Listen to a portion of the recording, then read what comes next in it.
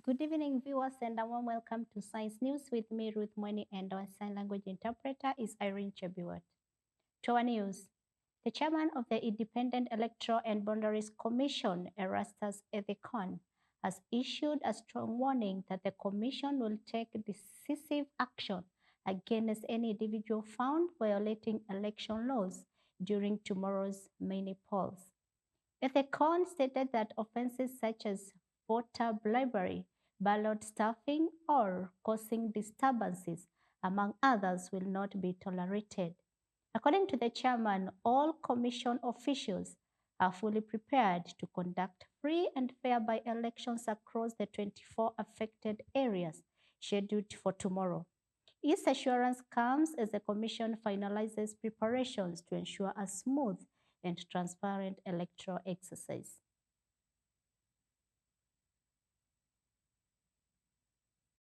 I want to remind the country and the people in those areas where we're having elections, and in this particular case, even all those candidates, including here in Kasipul, that the Commission still has the mechanisms to take action against any reported electoral malpractice. The Elections Code of Conduct Enforcement Committee is in place, and it will remain active until we complete the elections and until the candidates who win successfully are sworn in. So that committee will remain active, and the mechanism within which you can approach that committee is when you have a complaint, don't complain on social media. Don't complain in other media. Don't lament in your house and expect IBC to take action when we have not received a formal complaint which will be filed with IBC and addressed to either the chair or the CEO, and we will direct those complaints immediately and quickly to the secretariat of the committee that is enforcing the Election Code of Conduct. And that committee will sit and address those issues.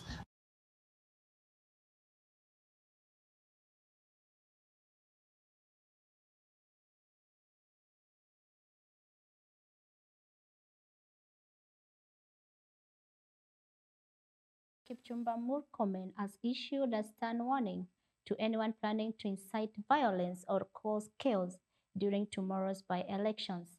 Mr. Murkomen stressed that the security sector is on a high alert and ready to apprehend anyone who violates election laws. He further urged voters to leave the polling stations immediately after casting their ballots to maintain order and prevent any potential disturbances. The warning reinforces the commitment of the government and the National Police Service to ensuring that the mini polls scheduled for tomorrow across 24 areas are conducted in a peaceful and orderly manner.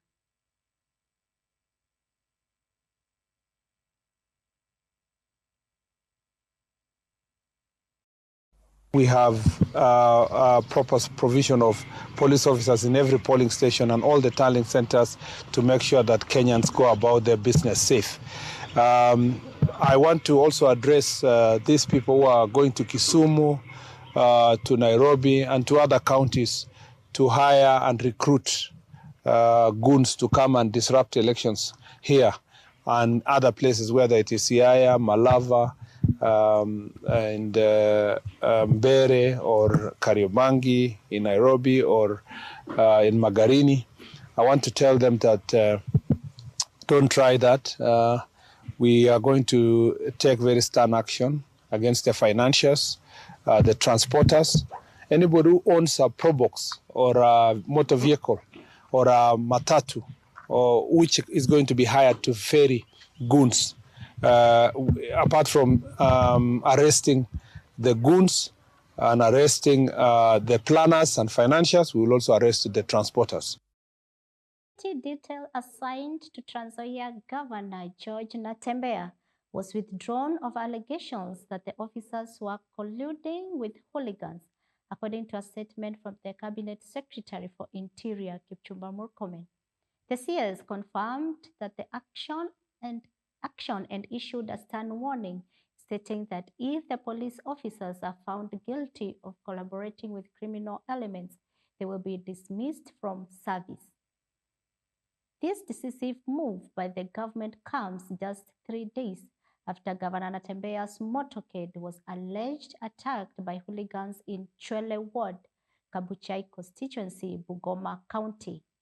The withdrawal and subsequent investigation point to internal security concerns regarding the conduct of the officers attached to the county boss, an accusation Governor Natembeya had initially termed as an act of intimidation and a threat to his life.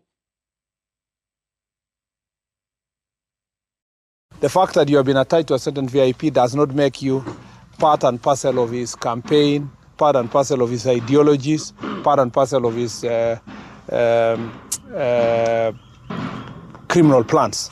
You need to know that at any one time you remain an officer of the National Police Service. So if there are any people who have been withdrawn, it must be in relation to the planned violence and the reason violent confrontations, and the fact that some of these police officers have been found in the middle of goons, facilitating goons, transporting, hiring. And it's not enough that they have been withdrawn. The disciplinary action will be taken against them.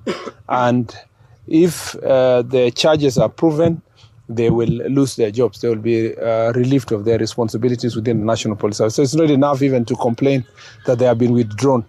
It may also be that those police officers may never go back to their jobs if it is found that they were facilitating violence in any part of our country.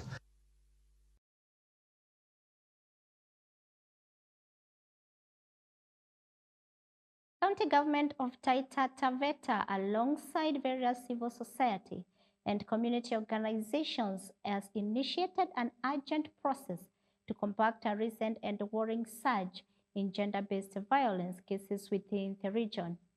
The intervention aligns with the global campaign, 16 Days of Activism Against Gender-Based Violence, which runs from November 25th to December 10th. This year, the campaign draws critical attention to how digital platforms facilitate and escalate violence. Reports indicate that the number of GBV incidents has been increasing in recent days, prompting a coordinated response from stakeholders. The overarching call of the 16 Days of Activism campaign is to advocate for a world where technology serves as a force for equity, not for harm, urging communities and governments to address both physical and digital forms of GBV. Tunaona kwamba undani kuna cases nyingi zile tunasikia na zinapotelea chini chini na haziletwi kwetu. Kwa sababu tukiangalia sub county zetu zote 4, kwa hizo namba nimepeana 440, county ya Undanyi, sub county ya Undanyi inachangia kiwango cha chini zaidi. Wako chini zaidi kwa reporting. Lakini kwa zile tunasikia huko nje ni nyingi sana na utapata hazikui reported. Kumekuwa na cases nyingi ambapo wanaume na wanawake wanajitoa uhai, ambapo zingine nyingi zinahusiana na mambo ya hii mashida ambao tunaangalia siku ya leo. Kwa hivyo leo ndio sababu tuko hapa na tumeamua lazima kama serikali ya kaunti, kama washikadau, kama wananchi lazima tumalize hii shida ambao imekuwa kubwa sana. Taita Taveta imeendelea na kuwa na kesi zikiongezeka mwaka baada ya mwaka. Na sasa tunaona ni kama inaelekea kuwa mbaya zaidi.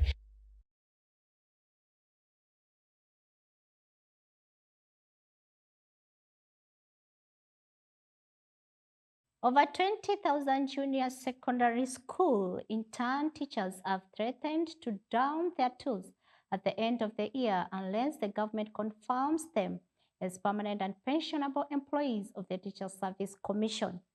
The teachers are demanding that the government prioritize their confirmation over the recruitment of new teachers to replace those who have exited service, a process that was recently advertised. Addressing the media in Siaya Town on Tuesday, the JSS intern teachers, led by their Siaya County Chairman, Lawrence Seda, accused the government of misinterpreting the terms of their employment.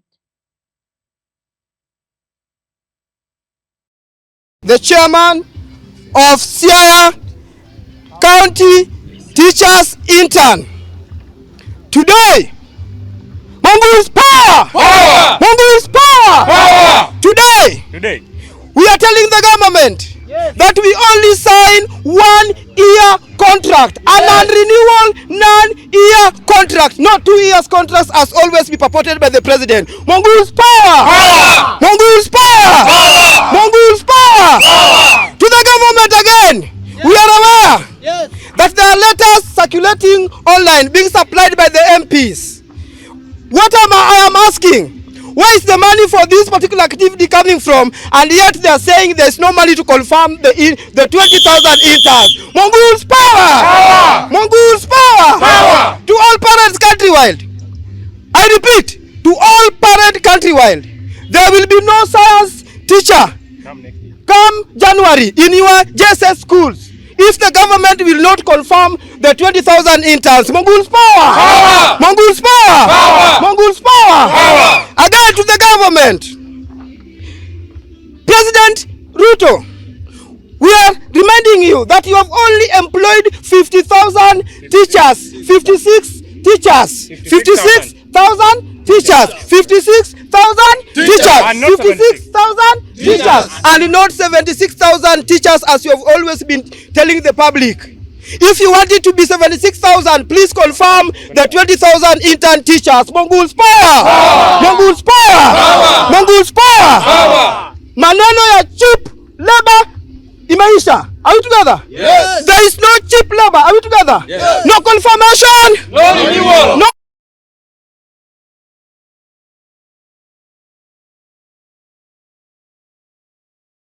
Agriculture and Livestock Development Cabinet Secretary Senator Mutahi Kagwe has met with senior officials from the General Administration of China Customs to praise the accelerated clearance and tariff reduction on Kenyan agricultural and livestock products entering the Chinese market. The government is urgently seeking to unlock long-pending export pathways for key commodities, including coffee, tea, avocados, mangoes, dried chilies, green grams, dried fruits, and various livestock products.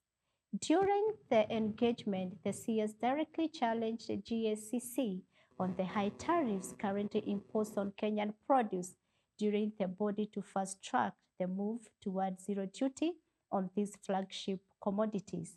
The Cabinet Secretary emphasized that tariff elimination, compiled with the rapid sanitary and phytosanitary clearance, is essential to help rebalance the heavy skilled trade deficit between the two nations. When the president was in China lately, they developed a very robust trading agreement and trading regime, which we in the Ministry of Agriculture would like to take advantage of. So we are very happy to see you here, and you are being here, we interpret as being representing the seriousness with which you consider the agreements that we are discussing. The Kenya Agricultural and Livestock Research Organization is the premier organization that does a lot of research for us, and it is the one that approves the products from China that we use in Kenya. There are quite a few technical details that need to be worked out or are still being worked out. On our part, what we would like to do is to bring to life the agreement that was made in your country by both presidents. And indeed, we would like to do so in the soonest possible time. For us, it's very important for two reasons. Number one, as you know, the balance of trade is very heavily skewed on the Chinese side, and we would like to feel that we are also sending products to China. And in so doing, our people will also appreciate that China is a partner. We have got only one side, that is not a partnership. In addition to that, we have a memorandum of understanding in the agricultural sector, and we would like also to expand the relationship in the agricultural sector. We are particularly keen in the area of research, training, in the area of improving our agricultural colleges, particularly on the technical training level. And therefore, as I repeated, to bring the agreement to life, we would like to see, for example, some of our people come for very short-term training courses in China.